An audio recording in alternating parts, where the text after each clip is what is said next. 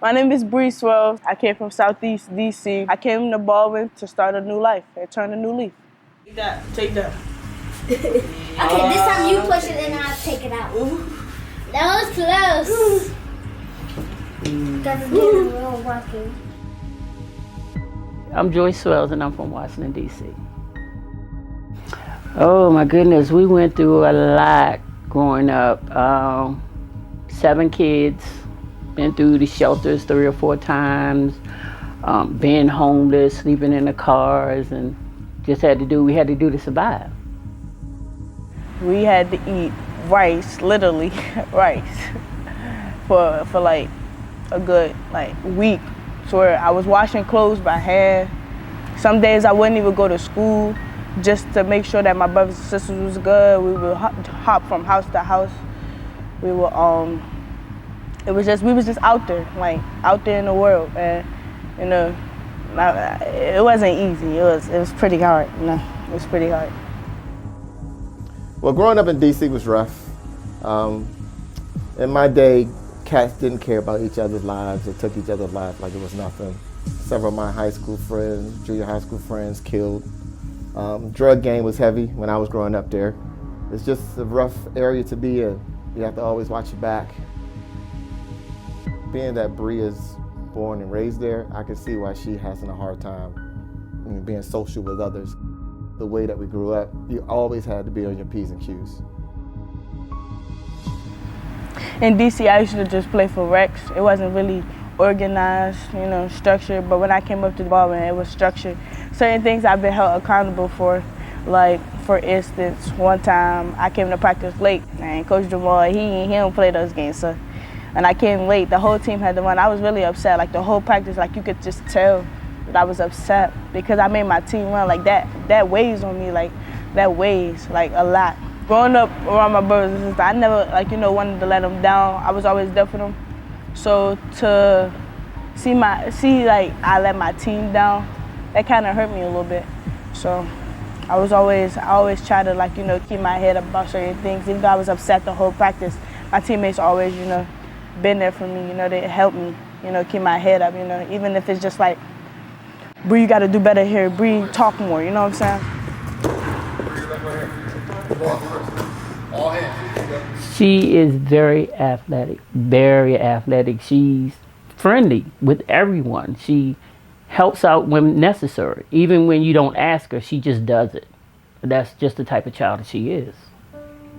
Our house got raided a couple times, actually. The one time it did get raided, I don't remember. I was a good 8 or 7, I think. But I was smart. For the type of age I was at, I was pretty smart. So once it got raided, we sitting there, me and my brother sitting there, my brothers and sisters crying, and I'm just the alpha first. So I'm just calm down, we gonna make it, And then we got taken by CPS, and then my gramps had to come and get us. And then I never showed my brothers and sisters my hurt, so I would never cry in front of them because I always felt like I had to be strong in front of them. I would cry on my own. So when my gramps came and got us, my brothers and sisters were in the house, and I just went outside and I just broke all the way down because I feel it gets to a point where you feel you lose everything, And that's pretty hard for a person at my age, you know what I'm saying? So then that's when I started to take on responsibilities, you know what I'm saying? When my mom's not there, I'm always there, Like a second mother to my brothers and sisters. That's how I always looked at it. She played basketball, she played football, track. She was actually a cheerleader. Yeah, Brianna was a cheerleader. Y'all gonna do the D-Lo shuffle for me? Yeah. Her uncle gonna do the D-Lo shuffle with her.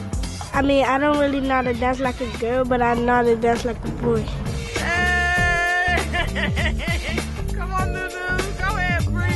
She did a lot, and she came straight from the hood. I mean, we talking hood, we talking crack, we talk anything that you pertain to drugs that you needed, where she lived, her whole entire building.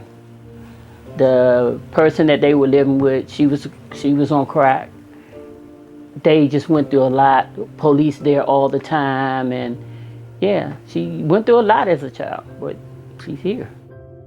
life. It's not easy, like, you know, especially growing up in the predicament I was growing up in, like in the apartment that we was living in. Everybody was family because my dad sold or did whatever he had to do to make bread. Everybody on the block knew us. The man upstairs, I used to play with his daughters, but then one day I went upstairs to play with his daughters and he started touching on me. So then after that, I told my dad, I said, I don't want to go back up there because, I mean, I'm gay now, but I wasn't gay back then. But still, it's the thought of, you know, you're a grown man. Like, you know, why is you touching him? And then your girlfriend is like, your wife is like downstairs. Like, what's up with you? You know what I'm saying? Always kept things to myself.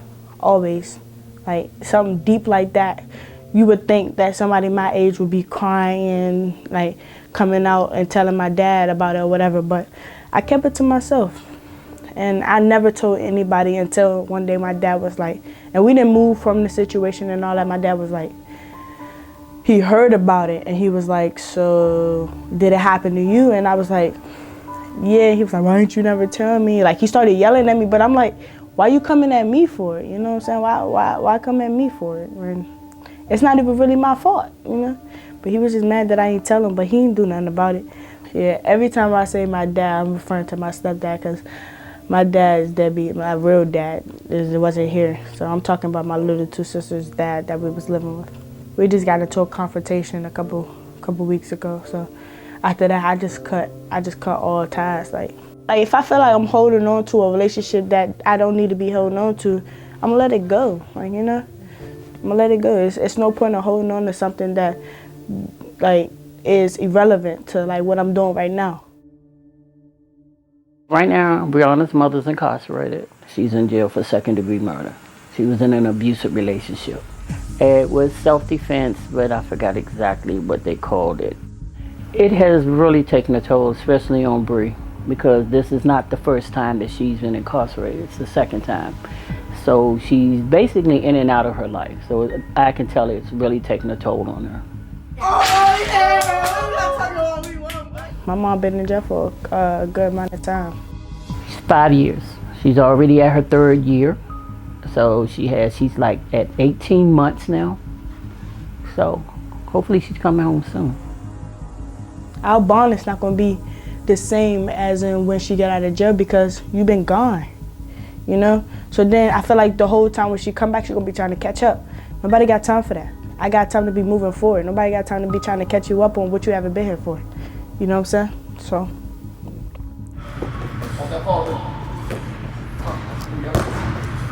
I was on a block, yeah, you know, on a block, and kids always try to mess with you. Like, I was so much into sports, like I never really wanted to get in trouble, you know what I'm saying? But I would never let nobody walk over me.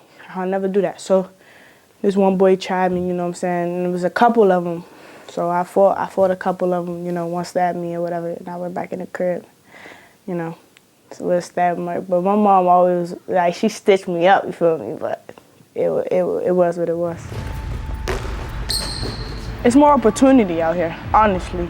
It's more opportunity. Like, and I got way more people out here on my side than I did have in D.C. Like if it's a coach or a teacher, you know, they're more willing to help you out here than it is in D.C. Like, people just look down at you in D.C., but up here, like, they're willing to help you and help you, like, you know, accomplish what you want to accomplish, do what you got to do. So it's all up to you, you know what I'm saying? Coach, you always videotaping, man. Hey, man, let me hear a freestyle. What are you talking about? Let me hear a freestyle. Oh man. Let me hear about your life. Rap about your life. Oh man, let me see. Let's get a Bre exclusive. Oh man, all right, let me see. I said, yeah, I gotta make it on my own and never be a clone. Mom's locked up, but my dad left us alone. Holidays straight, but my pain is in the song. Always be a goddess, even if you are alone. That's good. Part of being a basketball coach is doing more for your players off the court than actually on the court. Every single time I talk to Bre or I text her, I'm like, make good decisions, make good decisions. When we're around her, I know we're gonna be good, but it scares me when she's not around me, when she's not around us. You know, those other influences can be on her. So making good decisions, making the right decision, doing all that we can to make sure that it's just in her brain. You know, we call it muscle memory in basketball, same thing. We want that to be always in her mind, always in her mind. Coach is always telling me to make good decisions and stay on my work, you know, do what I gotta do to make myself a better player and become a better person and not let my past dictate my future.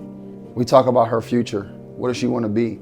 You know, I don't really think anyone's ever talked to Bre about what she wants to do later on in life and making sure she takes the proper steps to get there. So when I grow up, I want to become an accountant and have a son to show him the life that I've never had. Not sure why God brought me to Baldwin. Not really sure why God brought me to Bre, but I'm here for a reason. So I'm going to take advantage of it and change Bre's life. I believe in family and I want to have a family of my own. Go ahead, wait. Ask me if I'm a goat. Do you look like a goat? Bro. Bro. Come on, ask me if I'm a goat. Are you a goat? Yeah, I'm a goat.